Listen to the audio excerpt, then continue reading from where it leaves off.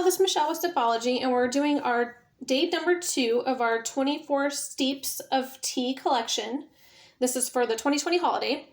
And so as you can see, again, just like yesterday, you can see all the numbers. 1, 2, I used my whole container yesterday and brewed 5 cups of tea with it, or a pot of tea plus a cup of tea.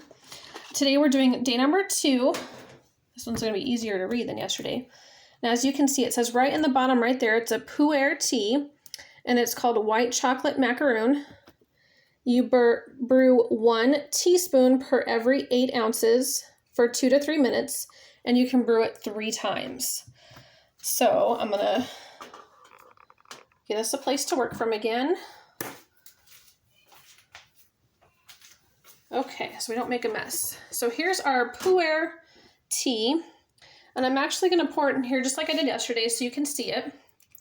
And that because these are so tightly packed, I'll tell you the other reason I'm doing this. These are so tightly packed that when you stick your scoop in there, it can make, see how tight it is? It doesn't even want to come out. This is what happens when you do a video, huh? Okay, let's go ahead and get my spoon. But what I was going to say is it's so tightly packed that if you don't have anything underneath the surface that you're working on, you're going to end up with tea everywhere.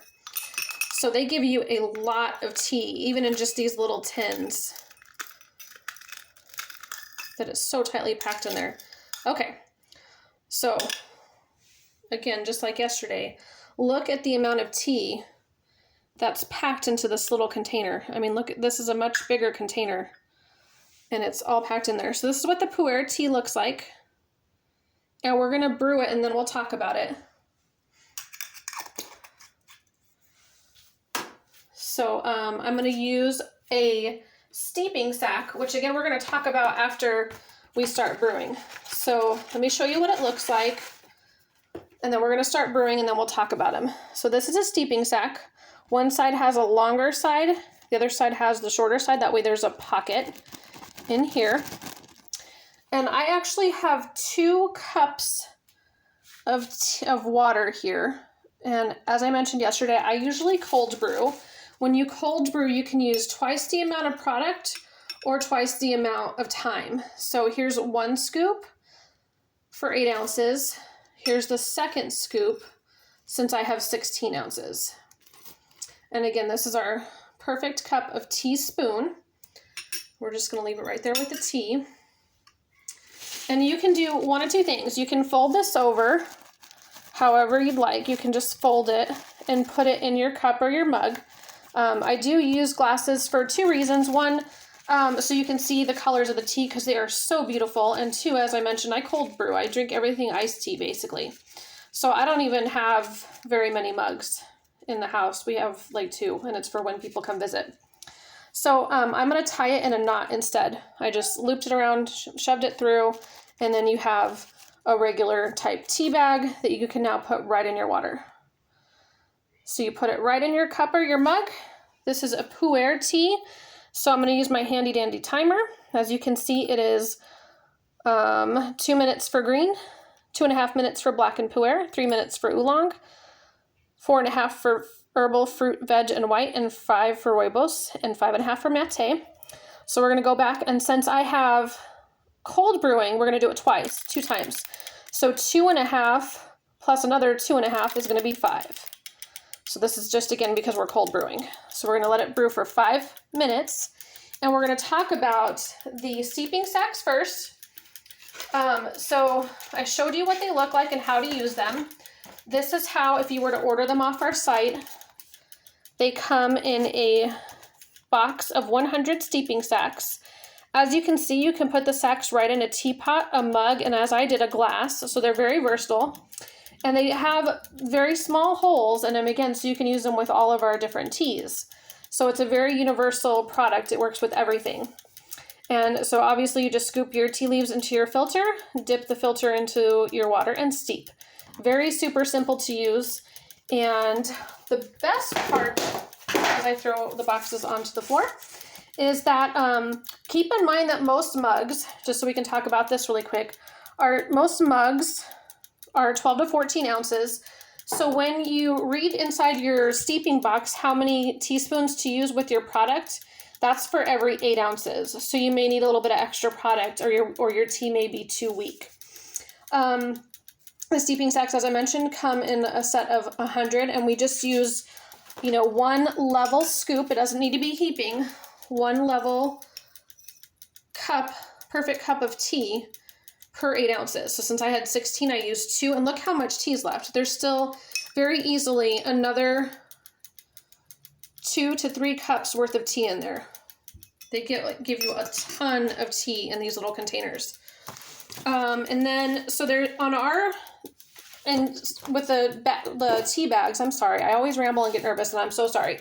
For the tea bags that you get in a grocery store, there's glue on them, plastic, and they're made with bleach. So our tea bags or our steeping sacks have no bleach, no plastic, and no glue. They are made of food grade biodegradable products. So you can actually compost these. In fact, many tea lovers compost their used leaves, and these bags you can compost as well because they're biodegradable. And then, so a little bit about pu'er tea while we're finishing up our brewing is it's often called a weight loss tea. 2 glasses a day over time can actually reduce belly fat. It is a high caffeine tea. It is actually a black tea that's been oxidized, aged, or fermented. It includes, once it's fermented, it actually has probiotics in it, which is great for gut health. We do have a high quality pu'er, so you won't experience the pungent smells or taste that other pu'ers might have. It's full and robust and has a darker type of flavor. So people that are trying to change from coffee to tea often really love the pu'er teas. They have lots of health benefits, including gut health, as I mentioned. They can help with gut regulation, digestion, lowering your blood sugar, reducing inflammation, boosting heart health, and helping with improving focus. They do look similar to our black teas, which we will see a black tea, I think, on day 5. They do look similar, so but they're browner than the black teas. So, and I can show you really quick since we're not out of time. Let's look at day 5. Just move everything over here for a second. Throw some more stuff around because that's what we do around here. So day 5, let's see, that's not right. Day 4, sorry, is butterscotch chai black tea. So I don't know if you're going to be able to see it in the container. Probably not in this light. But the pu'er, yeah, it doesn't look like it's coming through on my camera, is a little bit browner than the black tea. But in big, beautiful leaves in there. Big, beautiful pieces in there. And we should be almost brewed. Let's put this back up here, just so we don't make a mess. Now, when you tie your steeping sacks, that makes them ready to be used again. So I can take this steeping sack, because you can rebrew, since pu'ers are so strong, you can rebrew pu'ers 3 to 4 times. It says 3 in there, but you can even probably brew them 4. The more you brew it, the less the taste might be. It will, the flavor profile will change. But there we go. We're out of time. So our tea is brewed, and again, you can take this steeping sack. I'm just kind of moving the color around because the color likes to sit at the bottom. And so I want you to be able to see it on the camera. And you can squeeze out some of those flavors and then save this, and either you can brew another one, depending on if you hot or cold brew. See, for me, I can brew another cup and put it right in the fridge since I cold brew. If you hot brew, you can set these out and let them dry and then brew your next cup. So that is our pu'er tea for day number 2 of our 24 steeps of tea. And I hope you enjoyed watching. Thanks so much for joining us. If you have any questions, leave them down below. Thanks.